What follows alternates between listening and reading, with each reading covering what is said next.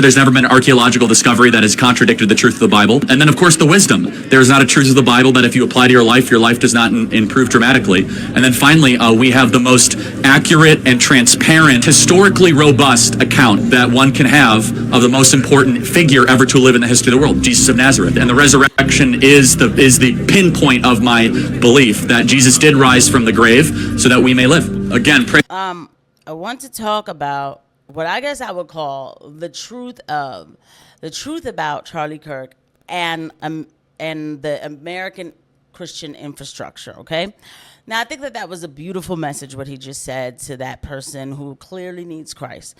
I am not ever going to act like Charlie Kirk wasn't important, that he was just mediocre or he didn't get things done. Absolutely not. Okay, we're not having a serious conversation. If I was to say, what was the point of Charlie Kirk? Absolutely not. Charlie Kirk traveled the nation and he did talk about Jesus, which is more than a lot of people are doing or have done. But we need to also talk about this infiltration into Christianity that has subverted its way in and subverted the message. And I believe in the end, Charlie started to wake up to it too. But first I want to read you my tweet so that you can understand. By the way, guys, please don't forget to hit the like and subscribe button and the notification bell. Thank you to every eye that lands on these videos. These videos, we can start getting them like moving and everything and just get a message, get a real conversation going about Christianity, about everything, about the inconvenient truth. And I thank everybody who does watch. And you have to understand, I'm a little nervous making this video. I'm being fully transparent because I'm normally not nervous. I just usually get on the mic and I spit things out and I don't care. I am nervous because I'm asking God to allow to work through me, okay? So I said, making the switch from Democrat to MAGA Republican, it has to be MAGA Republican, in 2020 was a special moment in my life. Voting for Trump was a symbol for me that the darkness of propagandized oppression and racial ideology was out of my life while returning to the Lord. I will never minimize that moment or forget it. I remember being so excited about my new MAGA life. Hold on, I just feel like, okay. And I would watch conservative media all day, even if it was just in the background. During that time, I would watch Charlie Kirk's show every day. Literally, I'll be at work and I put it on while I'm medicating, okay? I learned a lot from Charlie about the reality of our divided country. I felt like I was part of a big family that was fighting for America by undoing the biggest error of stealing the election from Trump. That's what we were about. We were all going to the rallies and everything, right? Then October 7th happened and everything changed. I watched MAGA go from fighting for our country to going woke for Israel. Trump stood on a stage full of Israeli flags and vowed to come after my First Amendment rights, while Charlie Kirk lectured Christians about Jews being the chosen ones that we have to protect. And I will show you a clip of that, okay? For the past year, I've been so disappointed with Trump because he stole my chance to vote for him again. I won't play pretend in an occupied government. You guys know what I mean.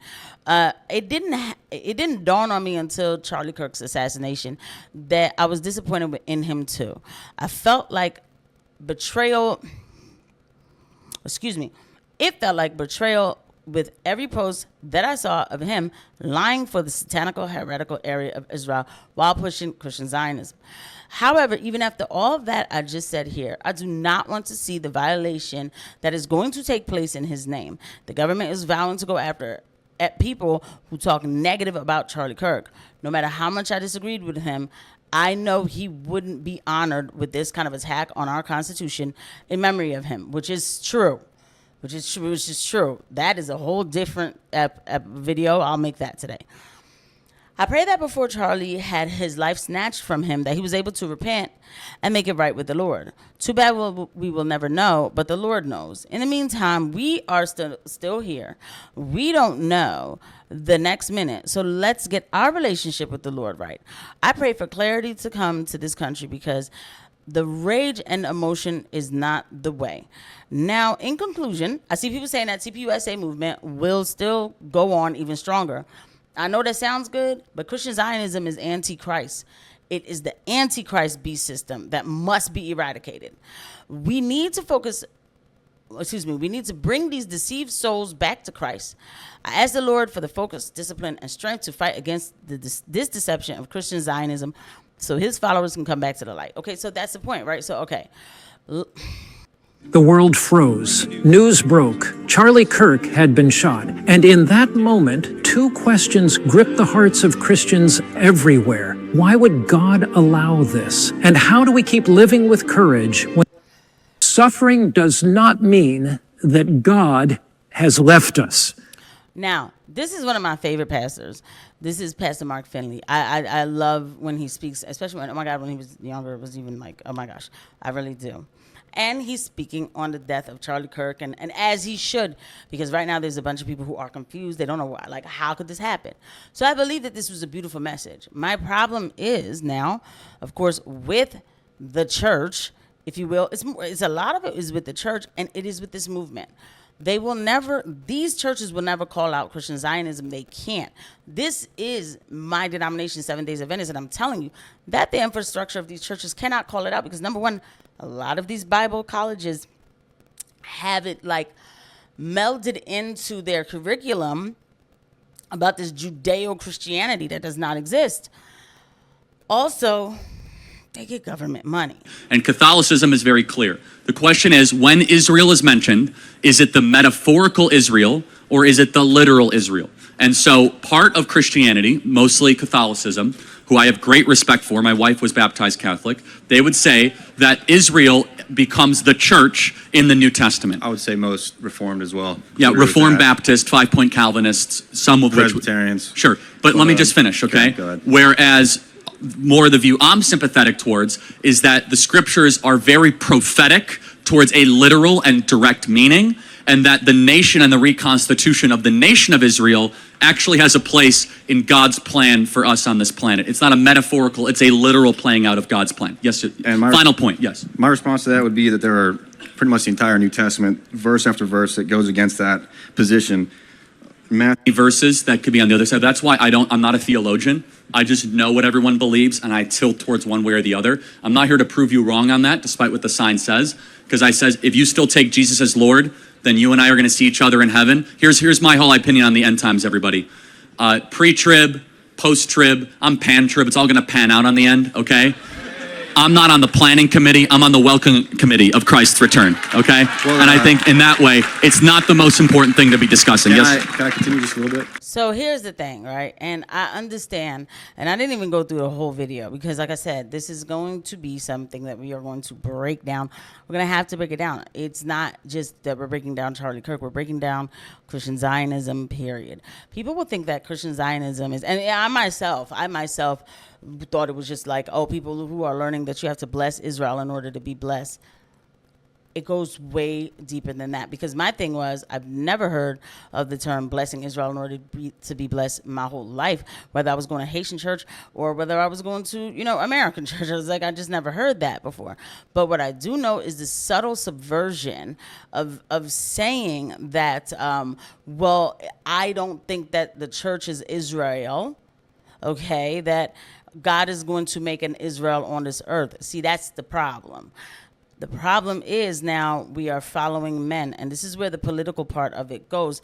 This belief has got to be stamped out. The fact is, the church is Israel. The promises promised to Abraham is promises for Christians, okay? And when we when we go through other videos, we'll see where Charlie is saying, like, basically we have to bless the Jews, which we bless the Jews means bringing them to Christ. That's our mission in this world.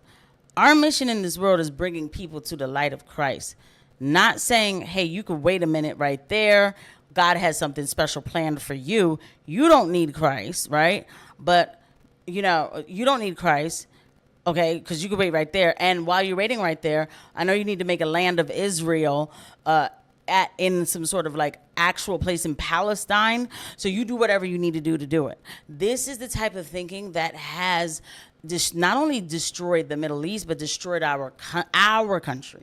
Okay, and it is absolutely blasphemous. We are not supposed to be a part of that.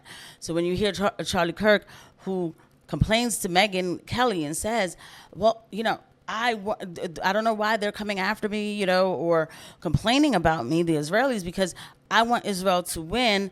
Not only does he say, like, you know, because they're our ally, he says, and I'm a Christian. He continuously says that as if that is the default position for a Christian to have, is the Jews have to win because we're Christian.